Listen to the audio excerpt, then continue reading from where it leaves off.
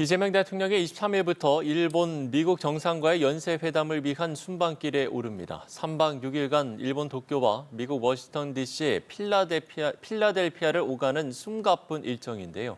안보 및 통상 분야의 주요 의제들이 다뤄질 것으로 관측됩니다. 이와 관련한 자세한 내용 이승훈 민주당 전략기획위 부위원장, 권동욱 국민의힘 대변인 두 분과 이야기 나눠보겠습니다. 두 분 어서 오십시오. 안녕하세요. 예.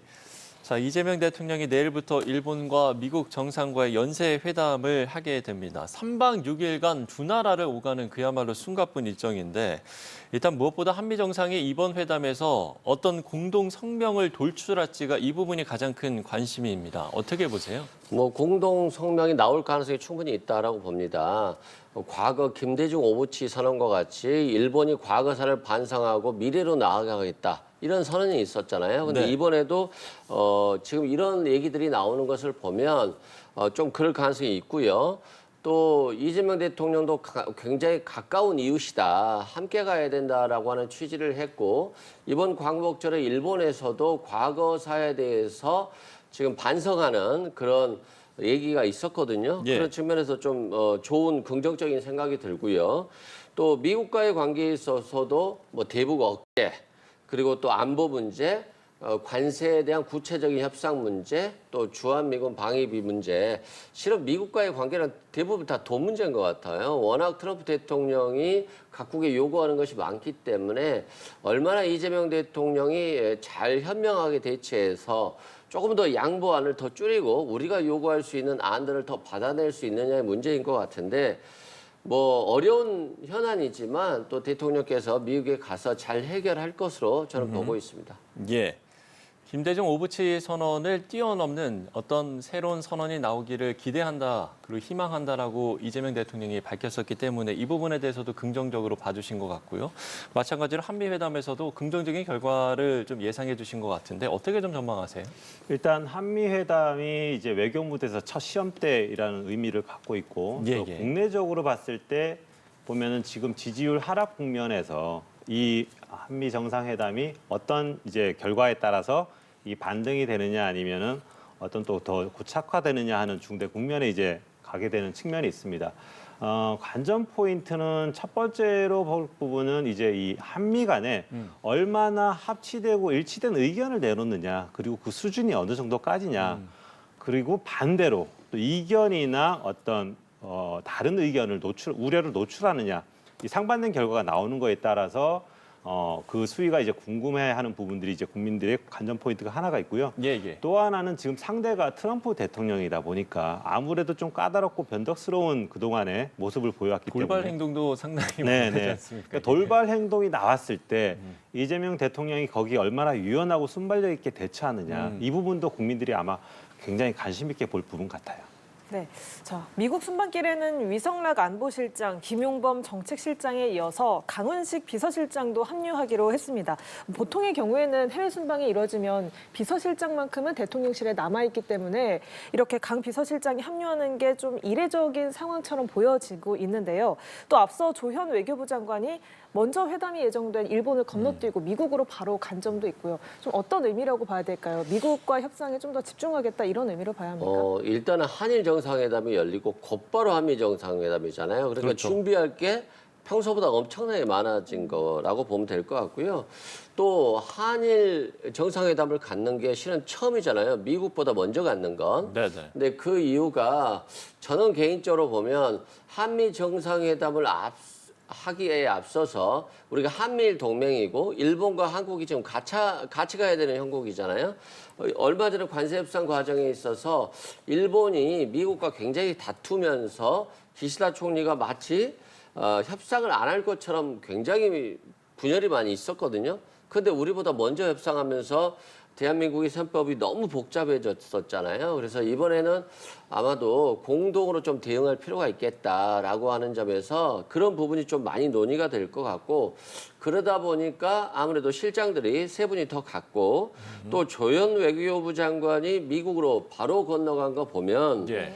저는 이 부분도 지금 트럼프 대통령의 요구안이 굉장히 복잡한 것 같아요. 그래서 우리가 대통령이 미국 가면 실은 대부분 실무 협의가 끝난 상태에서 대통령이 마지막 결정만 하는 건데 상당히 요구안들이 다양하다 보니까 이 의견 조율이 되지 않을 경우에는 네. 한미 정상 간에 이게 타결이 안 돼 버리면 좀 굉장히 심각한 일이 발생하는 거잖아요. 그래서 아마도 좀 더 신중하고 신속하게 일을 처리하기 위해서 외교부 장관이 간 것 같고 이게 지금 굉장히 문제가 많다라는 측면보다는 문제 없게 해결하기 위해서 열심히 노력하고 있다라고 봐주시는 게 더 좋을 것 같습니다. 네, 아무래도 연달아서 숨가쁜 일정이기도 하고 미국 측의 복잡한 요구안에 할 일이 많을 것이다 이렇게 말씀을 해주셨는데 어떻게 생각하세요?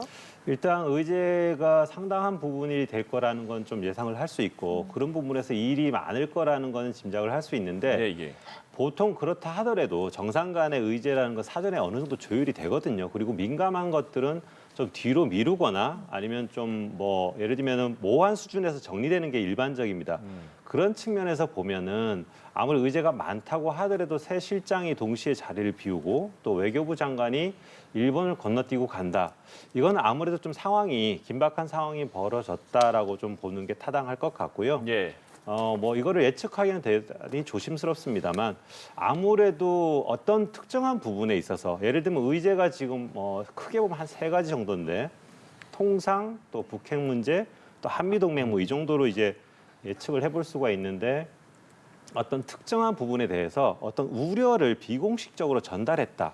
만약에 그런 상황이라 하면 이거에 대한 사전적으로 설명이나 다시 이런 부분들에 대한 무마 노력이 필요하거든요. 예. 아마 그런 부분이 아닐까 좀 조심스럽게 보고 있습니다. 예. 그 외교부 장관이 가게 된 거는 어떻게 보세요? 뭐 예를 아무래도- 들면 뭐 통상 문제면은 뭐 다른 장관이 갈 수도 있는 거고 뭐 여러 네네. 가지 부분이 있지 않겠습니까? 제가 좀 뭐 조심스럽게 보는 부분은 네. 최근에 이재명 대통령이 북핵 해법 관련된 부분에 대한 언급이 있었어요. 근데 여기에서 보면은 먼저 동결하고 그다음에 축소하고 폐기하는 수순의 이 방법을 그러니까 제시했는데 3단계. 예, 그렇습니다. 근데 이 동결 부분이 사실은 이제 민감한 부분이거든요. 이게 자칫하면은 북한이 주장하는 핵 보유국의 지위를 주장하는 그런 결과들을 나올 수도 있어서 굉장히 민감한 접근인데 이게 미국과 사전에 조율됐는지 아니면 어떻게 보면은 자체적으로 어떤 의견을 떠보기 위해서 미리 던진 것인지 알 수 없는 부분이고요. 거기에 대해서 어떻게 보면 미국 입장에서 좀 민감해하는 부분들이 발생했을 수도 있다. 뭐 예를 들면 그런 부분에 있어서는 이제 지금 뭐 위성락 안보실장이나 그다음에 조영은 외교부 장관이 가는 부분이 좀 그런 부분이 아닐까 좀 뭐 개인적으로 그렇게 좀 보고 있습니다. 예. 어떻게 좀 보세요? 근데 뭐 협상이 아직은 진행 중이잖아요. 이게 예. 뭐 저번에 관세 협상 때도 뭐 굉장히 비판 많이 했어요. 근데 결국에는 해결을 했잖아요. 정부가 우리가 대내정책이나 대외정책을 진행할 때에는 이게 결정 나기 전까지는 조금 응원해 주는 게 좋겠다라고 생각되고 예. 관세협상 때 그런 게 있었잖아요. 트럼프 대통령이 종이판에 대놓고 일본에게 얼마 요구한다. 그래서 갑자기 뭐 몇억 달러가 2배 늘고 막 이러잖아요. 이번에도 마찬가지인 것 같은데 그럼에도 불구하고 뭐 마스카 프로젝트 등 일본의 미국의 조선 사업에 도움을 드리겠다라고 하면서 우리가 협상력을 또 높이기도 했었잖아요. 그런 생각들을 많이 할 것 같고 특히 아마도 뭐 혹시라도 우려된다라고 한다면 또 쌀 문제라든가 소고기 문제라든가 이런 문제도 있을 수도 있을 것 같은데 그럼에도 불구하고 그 뭐 어려운 일이 대한민국만 있는 게 지금 아니잖아요. 트럼프 대통령 때문에 잘 해결되기를 바라고 또 전 국민이 응원해 주시면 좋지 않을까 싶습니다. 예, 알겠습니다. 자, 이번에는 이재명 대통령의 지지율을 좀 잠시 좀 이야기를 할 텐데 국정 지지율이 2주 연속 하락하면서 56%를 기록했습니다. 이 대통령의 국정 수행을 긍정적으로 평가한 이유로는 경제와 민생이 1위였습니다만 부정평가 이유로는 특별사면이 1위로 꼽혔습니다. 그래서 이 지지율과 함께 정상회담 이후에 또 지지율 흐름은 어떻게 될 것인가 이 부분까지 전망을 해본다면 먼저 질문을 드려볼게요. 일단 그 지지율이 한 달 새 한 8포인트 정도 빠졌더라고요. 지난번에 예. 먼저 빠지고 이제 추가로 빠졌는데 사실 좀 생각보다는 커지는 것 같아요. 그러니까 근데 이 이제 경과를 보면은 처음에 사실 조국 그리고 윤미향 이 두 사람을 사면하는 부분에 있어서 굉장히 주변에서 경고가 많았습니다. 뭐 저희 당도 물론이고 언론에서도 그렇고 심지어 여당 내에서도 우리의 목소리가 있었거든요. 근데 이제 강행을 한 것이죠. 문제는 그 이후인데 사면 그 국면이나 아니면 사면된 이후에 사면된 분들의 태도가 이 국민 정서에 굉장히 거스르는 부분들이 이제 많았다고 저는 보여집니다. 윤미향 전 의원 같은 경우에는 자신을 비판하는 분들에 대해서 참 불쌍하다라고 조롱 섞인 발언을 좀 내놨고요. 조국 전 대표는 지금 굉장히 뭐 거의 개선장군처럼 지금 활동을 하고 있습니다. 뭐 SNS부터 해가지고 오프라인에서 굉장히 광폭 행동을 하고 있고 또 정치적인 입장을 서슴없이 이제 내놓고 있는 측면인 거죠. 그런 측면에서 보면은 더불어민주당이 좀 당혹스러워하는 그런 지금 상황이 됐습니다. 예. 이렇게 광폭 행보를 하다 보니까 오히려 이제 이 부정 여론이 스며들지 않고 소강 상태로 가는 것이나 계속 남아 있거나 더 강화되는 문제가 생기는 거죠. 그럼 앞으로 어떻게 될 것이냐? 저는 조국 전 대표의 발언에서 좀 힌트를 얻고 있는데 이재명 대표의 지지율이 빠지는 그 원인에 대해서 자기는 n분의 1 정도밖에 책임이 없다라고 하거든요. 이 굉장히 저는 그렇게 뭐 큰 책임이 없어요라는 식인데 이거는 저는 근본적으로 이런 조국 전 대표의 의식이 깔려 있다고 보는 게 지난번 대선에서 우리가 대선 후보를 안 냈기 때문에 너네가 이긴 거야. 그래서 나는 이 정도 사면받는 게 당연해라는 어떤 의식이 깔려 있는 것 같아요. 그런 의식이 깔려 있다고 만약에 한다고 치면은 지금의 행보는 앞으로 더 계속될 가능성이 높고 그렇다면은 이런 지지율에 악영향을 미치는 그런 그 추세는 좀 당분간 계속되지 않겠느냐 그렇게 전망을 하고 있습니다. 예, 어떻게 전망하십니까? 일단 뭐 지지율이 긍정적 평가가 경제와 민생이잖아요. 네. 저는 뭐 이재명 대통령이 대통령 되고 나서 경제를 잘 이끌고 있다라고 생각을 합니다. 그런데 그럼에도 불구하고 트럼프 대통령과의 협상 문제에 있어서 경제가 좀 앞으로 위기가 올 수 있다. 이런 두려움이 좀 있어요. 이런 좀 불안 심리가 있고 그런 것 때문에 한미 정상회담을 앞두고 뭔가 국민들의 불안 심리가 지지율에도 영향이 있을 수 있다라고 생각합니다. 예. 또한 조국 전 대표에 대한 사면 당연히 좀 부정적인 이유가 있고 저도 좀 단기간에 끝날 줄 알았는데 조국 전 대표가 굉장히 활동을 많이 해요. 그런데다가 저는 뭐 사면되고 나오자마자 총선이나 지방선거 나갈 수 있다라고 하는 발언도 저는 좀 충격적으로 예. 봤어요. 어떻게 보면 아직 좀 한참 남은 상황인 그러니까요. 건데. 뭐 나갈 수는 있죠. 근데 내년 4월에 나갈 일을 지금 보통 정치인들은 바로 이렇게 좀 나오자마자 바로 얘기한다는 건 저는 이제 근데 조국 전 장관의 얼굴에서 보면 좀 자신감이 느껴져요. 네네. 근데 자신감이 느껴지는데 그 자신감을 국민들이 어떻게 받아들일지에 대해서 또 다른 문제거든요. 자신감이 국민들 입장에서 보면 그래도 조금 자숙하셔야 되지 않을까? 그래도 대법원에서 유죄 판결을 받았기 때문에 그래도 이걸 싫어하는 국민들이 있을 수 있어서 조금은 쉬었다가 좀 활동하지 않을까라는 생각을 했는데 그러지 않는다는 점이 좀 또 특이했고요. 예. 또 조국혁신당에서 뭐 이번에 뭐 무슨 위원장으로 바로 임명해 주셨더라고요. 그러고 나서 당대표 선거에도 나올 것 같은데 마치 저는 이게 조국혁신당이라고 하는 이 당이 좀 조국을 위한 사당 같은 느낌이 좀 들어요. 그래서 이건 실은 개인적으로 보면 지금 단기적으로 민주당과 이재명 대통령께 부담이 되지만 저는 조국 전 장관과 지금 조국혁신당에 이게 상당히 위험 요소로 돌아올 수 있겠다. 이게 굉장히 이미지가 확 바뀔 수도 있거든요. 그런 측면에서는 조국 전 대표가 조금은 좀 신중한 모드를 취하는 것이 조국혁신당에 저는 도움이 되지 않을까 이런 생각이 듭니다. 네, 알겠습니다. 자, 이번에는 국민의힘 전당대회 상황 짚어보도록 하겠습니다. 당대표 선거가 이른바 김앤장 결선으로 치러지게 됐는데요. 김문수 후보, 장동혁 후보의 발언 듣고 오겠습니다. 지금 이재명 독재 정권의 칼끝이 이 목을 겨누고 있습니다. 이런 국민의 힘을 해산시키려 하고 있습니다. 이재명 독재 정권을 끝장내냅시다. 나에겐 투쟁 방법을 선택할 것이니 새로운 투쟁 방법을 선택할 것이니 국민의 힘을 부풀어갈 것이니 내후 통계자를 정리하고 달리 대응할 것이니 그 선택이 남아 있습니다. 네, 두 후보 화면으로 직접 한번 만나봤습니다. 앞서 과반 득표자가 나오지가 않았고 1, 2위 두 후보 모두 반탄파 후보가 결선에 진출하게 됐는데 이렇게 되면 아무래도 선명성 경쟁이 더 치열해질 걸로 보입니다. 막판에 이 승부를 가를 수 있는 변수 뭐가 될까요?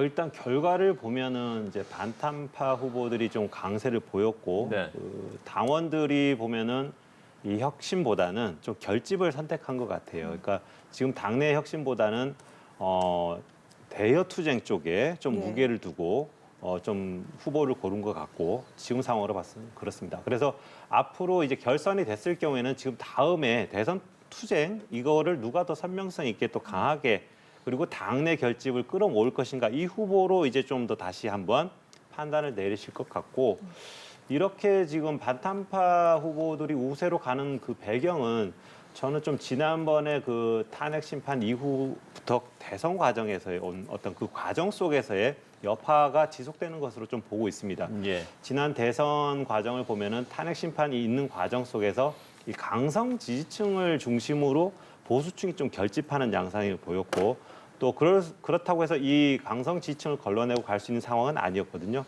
분열하면은 이제 진다라는 그런 어떤 확연한 문제가 있었기 때문에 그렇게 모두 끌어안고 가다 보니까 아무래도 강성 지지층이 지금 이제 목소리가 높아지는 상황이 진행이 됐고 대선이 끝난 이후에도 아직까지 좀 그 여파가 관성적으로 좀 남아 있는 것 같아요. 그래서 아직 그 혁신으로 가기에는 조금 더 시일이 좀 더 걸리지 않을까 그렇게 좀 예상을 해보고 있습니다. 네, 혁신이나 쇄신보다는 대여 강경 투쟁에 무게추가 실리겠다라는 전망을 해주셨는데 이 두 후보의 대결 어떻게 예상을 하세요? 일단 좀 특이하네요. 영상을 발췌한 걸 보니까 김문수 후보는 이재명 독재 정권을 주장하고 있고 장동혁 후보는 내부 총질자 정리하자라고 했어요. 예. 지금 이재명 독재 정권이라고 한다면 외부의 적인 거잖아요. 그런데 이재명 정부를 누가 독재 정권이라고 생각하겠어요? 일단 외부의 적을 공격하고 있고 장동혁 후보는 내부 총질자를 정리하겠다, 한동훈 대표를 정리하겠다, 뭐 이런 느낌이에요. 네. 결국에는 외부의 적으로 돌리느냐, 내부의 적을 공격하느냐의 문제인데 지금 장동혁 후보가 약세였는데 상당히 많이 올라온 것 같다라고 하는 얘기들을 많이 한 거 보면 역시 배신자 프레임을 통해서 또는 극우 프레임을 통해서 더 강하게 된 것 같아요. 그래서 이게 지금 이상하게도 누가 더 극우냐, 누가 더 친윤이냐, 누가 더 윤석열 전 대통령을 면회갈 거냐, 좀 이상한 경쟁을 하고 있다는 생각이 들어서 실은 김문수 후보나 장동혁 후보 중에 누가 되는지에 대해서는 뭐 별 관심이 없습니다만 이게 보면 그럼 저분들이 잘해서 1등, 2등이 된 거냐? 저는 그렇게 보진 않아요. 국민의힘에서 저분들이 1, 2위가 되도록 이미 만들어 놓고 시작한 게임이에요. 그러니까 굉장히 불공정한 게임을 시작한 건데 당신 80%에 민심 20%다? 그러면 당연히 당신 80%에서 결정나는 거잖아요. 그래서 저는 이미 좀 국민의힘이 경선 룰 자체가 세팅이 잘못됐다라고 하는 말씀드리고 이제 결선으로 보자면 아무래도 장동혁 후보 같은 경우는 한동훈 전 대표를 지지하는 측에서는 좀 배신자로 통하잖아요. 한동훈 전 대표가 물러나게 만든 최고위원회를 사퇴한 이게 장동혁 후보거든요. 그런 측면에서는 한동훈 대표를 지지했던 사람들은 장동혁 후보를 떨어뜨리려고 할 것 같고 예, 예. 또 윤석열 대통령 측에서 보면 아니 김덕수라고 해서 뽑아줬더니 자신이 김문수라고 해버려가지고 단일화를 거부했잖아요. 예. 그런 측면에서는 친윤 입장에서 보면 김문수 후보는 또 안 되겠다 이런 생각을 할 것 같고 그래서 여러 가지 지금 역학관계가 있는데 결국에는 이걸 어떻게끔 자신의 약점을 숨기고 자신의 장점만을 살릴 것인가. 그래서 역시 자신의 상대방을 잘 공격할 것인가.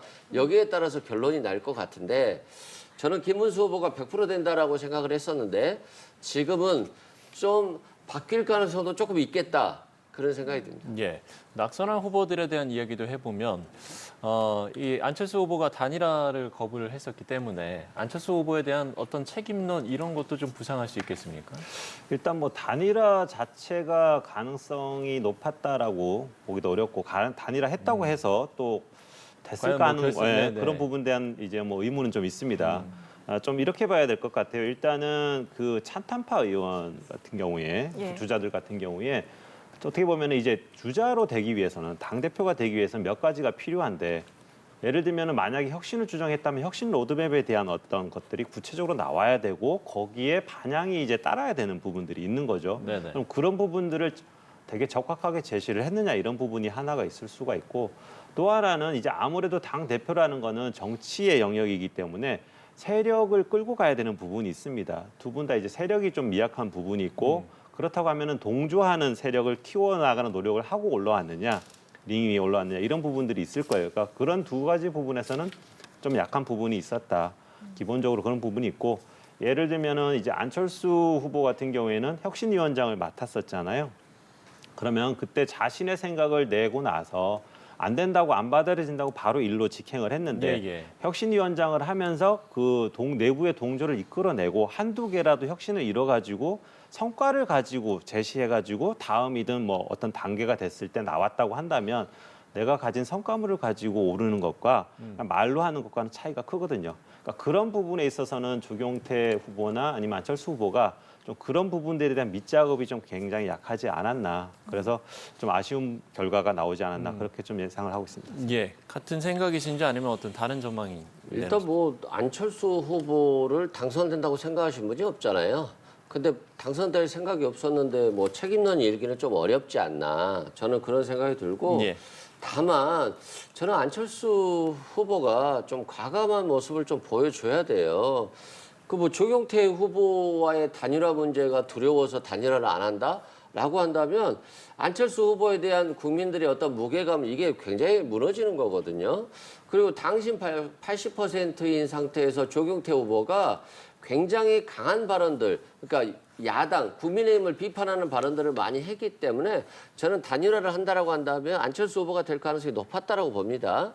그럼에도 불구하고 뭐 그 정도도 못하지 조경태 후보가 저렇게까지 원하는데 받아주고 이기면 되는 건데 그걸 받아들여주지 못했다는 점에서 저는 책임론이라기보다는 안철수 후보에 대한 국민들의 이 감성이 여전히 제대로 된 대표가 된다거나 어떤 다른 뭔가가 될 만한 후보로 보지 않는다는 그런 측면에서는 안철수 후보가 잃은 게 많다라고 생각되고 지금 국민의힘을 그렇게 걱정하시고 그렇게 국민의힘이 바뀐다라고 한다면 자신의 모든 걸 좀 걸어야 되는데 별로 잃을 게 없어 보이시는데 잃을 걸 좀 너무 걱정한 건 아닌가. 그래서 안철수 후보가 진짜로 뭔가 제대로 된 모습을 보여주지 않는다라고 한다면 뭐 국회의원 그 이상은 하기 힘들지 않을까 저는 그렇게 생각해 봅니다.